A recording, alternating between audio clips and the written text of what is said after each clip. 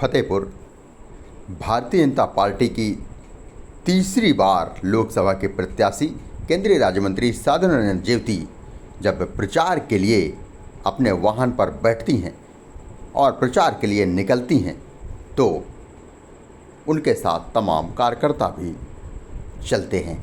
लेकिन चुनाव प्रचार से निकलने के पहले तमाम कार्यकर्ताओं के अंदर वो जोश भरने का भी काम करती हैं।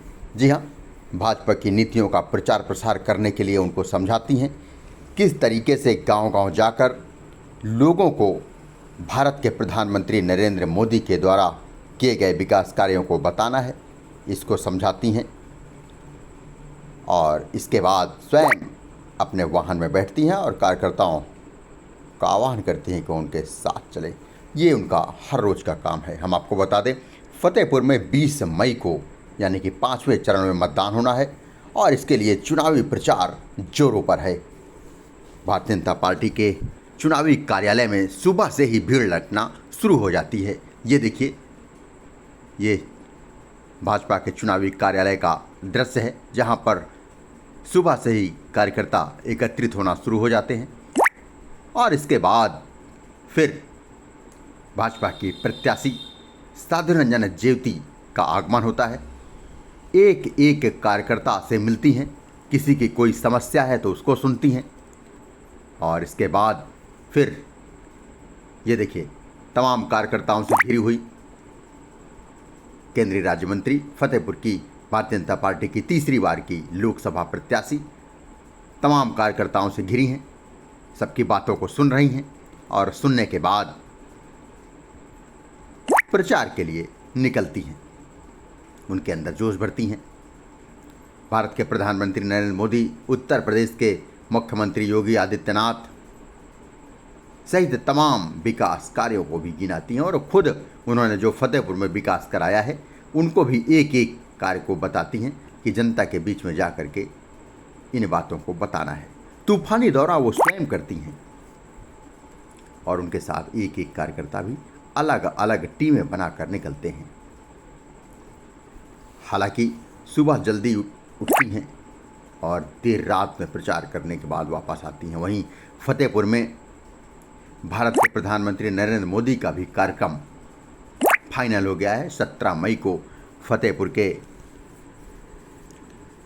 बड़ा पुल के पास एयरपोर्ट मैदान में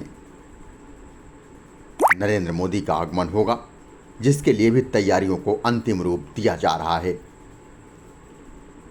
जनसभा स्थल में जहां पर क्षेत्रीय अध्यक्ष प्रकाश पाल, केंद्रीय राज्य मंत्री साधना रंजन ज्योति, भाजपा के जिला अध्यक्ष मुखलाल पाल सहित तमाम कार्यकर्ता ने पहुंचकर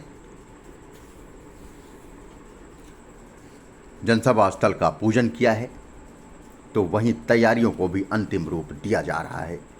कोशिश ये है कि जनपद के कोने कोने से लोग भारत के प्रधानमंत्री नरेंद्र मोदी की बातों को सुनने के लिए आएं। इस बात को लेकर तमाम रणनीति भी तैयार की जा रही हैं। साधना रंजन ज्योति एक एक कार्यकर्ता से कह रही हैं कि जा करके अपने क्षेत्रों में बताएं कि भारत के प्रधानमंत्री नरेंद्र मोदी फतेहपुर की धरती में चौथी बार उनका पदार्पण होने जा रहा है 17 मई को। लिहाजा तमाम कोने कोने से लोग उनकी जनसभा को सुनने के लिए आएं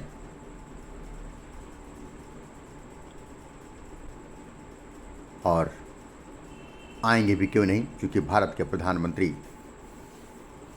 नरेंद्र मोदी फतेहपुर चौथी बार आ रहे हैं। इसके पहले 3 बार वो फतेहपुर आ चुके हैं। 2 बार मंडी समिति के बगल के मैदान में उन्होंने संबोधित किया है जनता को, तो एक बार तिलियानी ब्लॉक के सामने मैदान में वो जनता को संबोधित कर चुके हैं। वहीं तमाम कार्यकर्ताओं से भी आखिरी आंसू की टीम ने जाना कि आखिर क्या माहौल चल रहा है।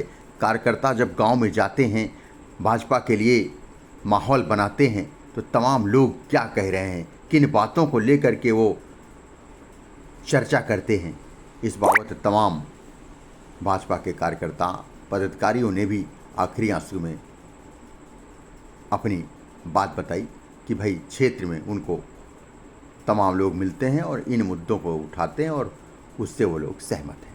हालांकि ये तो समय ही बताएगा 4 जून को जब परिणाम आएंगे कि परिणाम किसके पक्ष में जाता है। फिलहाल हम अलग अलग भाजपा, सपा, बसपा के कार्यालयों की तस्वीर आपको दिखाते हैं। पहली तस्वीर हमने भारतीय जनता पार्टी के कार्यालय की दिखाई है, जहां पर बड़ी संख्या में कार्यकर्ता मौजूद हैं और उनसे घिरी हैं भाजपा के प्रत्याशी साध्वी रंजन ज्योति। एक एक कार्यकर्ता की बातों को सुन रही हैं। चूँकि फतेहपुर में 17 मई को भारत के प्रधानमंत्री नरेंद्र मोदी का पदार्पण होने जा रहा है, लिहाजा जी भाई साहब लगातार आप भाजपा प्रत्याशी जो तीसरी बार चुनाव मैदान में उनके साथ लगातार रहते हैं, क्या माहौल चल रहा है गांव-गांव, क्या निकल करके आ रहा है?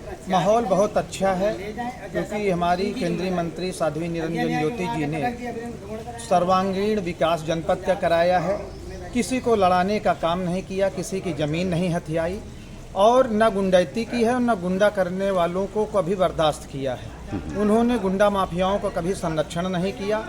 और रही बात जनता की, तो जनता इस समय इतनी ललायत है इतने मोदी जी और योगी जी के कार्यों को, बाबा बुलडोजर के कार्यों को, कि जितने भी भ्रष्टाचारी थे, गुंडा थे, वो आज बिलों में घुसे हैं या तो ऊपर पहुंच चुके हैं। और साध्वी जी के द्वारा जितने भी विकास कार्य कराए गए हैं वो जनपद में अभी तक किसी भी सांसद ने नहीं कराया, जबकि सपा, बसपा और कांग्रेस की भी यहाँ सरकार रही, यहाँ से प्रधानमंत्री रहे, परंतु किसी ने इतना विकास कार्य नहीं कराया। और मोदी जी के द्वारा जो विकास कार्य कराए गए हैं या योजनाओं का लाभ दिया गया है, आज 70 साल का जो भी किसी भी जाति धर्म संप्रदाय का व्यक्ति है उसको आयुष्मान कार्ड मिलेगा। आज यह योजना इतनी कारगर हो रही है कि इस योजना के माध्यम से जितने भी वृद्ध 70 साल के ऊपर के, उनके चेहरों में एक खुशी है, क्योंकि वृद्धावस्था होने के कारण उनके परिवार के लोग संरक्षण नहीं करते हैं और ऐसे में वो उनका आत्मबल आज बढ़ा है। हमारी सरकार अन्न बांट रही है, दे रही है। गरीब किसान जो भी हैं कोई भुखमरी से मर नहीं रहा है। उसका भी कारण है कि आज जनता मुंह चढ़कर बोल रही है कि हमने जिसका नमक खाया है उसका आने वाले 20 मई को नमक अदा करेंगे। जी, फतेहपुर का इतिहास रहा है, हैट्रिक कभी नहीं लगी है, क्या होगा इस बार? ये सब मिथ्या भाषण था। मोदी योगी जी को भी कहते थे कि नोएडा जाएंगे, वहां जाएंगे तो कभी मुख्यमंत्री नहीं बन पाएंगे। ये सब मिथ्या भाषण है। फतेहपुर की जनता हैट्रिक लगाने के लिए बिल्कुल तैयार है और किसी भी जो बिचौलिए हैं आज जो अपने को ठेकेदार वोट के बनते हैं वो वोट प्रतिशत को इधर उधर बांट नहीं पा रहे हैं। जनता बिल्कुल दीदी जी के साथ है, योगी जी के साथ है और मोदी जी के साथ है। क्या नाम है आपका? कुलदीप भदौरिया, जिला मंत्री भारतीय जनता पार्टी फतेहपुर। साथ घूम रहे हैं, प्रचार प्रसार कर रहे हैं, क्या माहौल है? माहौल जनता में विकास का माहौल काफ़ी है, क्योंकि दीदी ने साध्वी रंजन ज्योति ने शहर फतेहपुर में बहुत विकास किए हैं। इतना विकास किए कि आज तक किसी सांसद ने नहीं किया है और ना ही भविष्य में करेंगे। क्या क्या काम कराया इन्होंने, कुछ बताएंगे? उन्होंने कराया है, एक तो सबसे बड़ा काम मेडिकल कॉलेज बनवाया, केंद्रीय विद्यालय बनवा रही हैं और सीवर लाइन भी इतना महान काम था जो माननीय बीपी सिंह के जमाने से मंजूर पड़ा था, तक नहीं हुआ है। उसका भी दीदी ने बजट फतेहपुर में ले आए हैं और उसका शिलान्यास भी करा दिया है। लेकिन अभी तक हैट्रिक किसी प्रत्याशी की नहीं लगी आज तक, फतेहपुर का इतिहास रहा है। हैट्रिक ऐतिहासिक तो नहीं लगा, इसलिए कि जितने लोग आए वो इतना अच्छा काम नहीं किए हैं, तो हैट्रिक नहीं लगा है। अब ये माननीय साध्वी रंजन ज्योति समझ 840 गांव पंचायत है, 845 गांव में ये नलकूप जल पीने के लिए लगाए हैं, जबकि एक नलकूप 6 करोड़ 7 करोड़ 5 करोड़ की लागत से आता है। तीनों हर गांव में इन्होंने लगवा दिया है। नल से घर में टूटी रहती है। दूसरी बात, इन्होंने घर घर में गैस कनेक्शन करवा दिया, जो लोगों को सिलेंडर लेने जाने में लाइन लगाना पड़ता था, नहीं उनके घर में टोटी खोलेंगे गैस मिल जाएगी। इस प्रकार के बहुत से अन्य काम सुबह शाम तक गिनाते रहेंगे तो हम नहीं गिना पाएंगे जितना इन्होंने काम किया है। उस उनके कार्य से जनता दीदी से बहुत प्रसन्न है, प्रभावित है और सीधी सरल है। हर गांव का व्यक्ति किसान सरल भाषा में उनसे मुलाकात कर लेती हैं, सबकी सुनवाई करती हैं, सबसे मिलती हैं। अन्य सांसद लोग से बड़े बड़े नेता ही लोग मिल पाते थे, गरीब जनता नहीं मिल पाती थी। दीदी से खुश होने का मतलब है कि हर गरीब किसान मजदूर जो है सीधे दीदी, भारत सरकार की मंत्री होते हुए भी हर किसान गरीब दीदी से मुलाकात कर ले। क्या नाम है आपका? मेरा नाम रघुवीर सिंह लोधी, पूर्व भाजपा जिला उपाध्यक्ष। नाम है आपका? मेरा नाम सर शीतल प्रसाद तिवारी है। हुसैनगंज विधानसभा ग्राम पंचायत रहमत दौलतपुर हासौपुर सेक्टर प्रमुख हूँ। क्या क्या माहौल है इस बार? माहौल दीदी का बहुत अच्छा है और इस बार आज तक जितने सांसद फतेहपुर से जीते, 2 बार जीते और तिबारा कोई भी सांसद नहीं जीत पावा।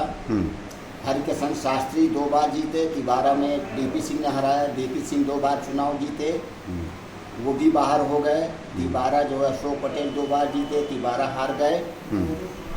और इकलौती जनपद फतेहपुर की सांसद भारत सरकार राज्य मंत्री माननीय यहाँ साध्वी निरंजन ज्योति जी हैं, जो वर्तमान में प्रत्याशी हैं, इकलौती प्रत्याशी हैं जो रिकॉर्ड मतों से और फतेहपुर का इतिहास तोड़ करके ये तिबारा सांसद लगातार बनने जा रही हैं। क्यों क्यों क्या इन्होंने किया? इन्होंने फतेहपुर का जो विकास कार्य किया है वो अग्रणीय स्थान है।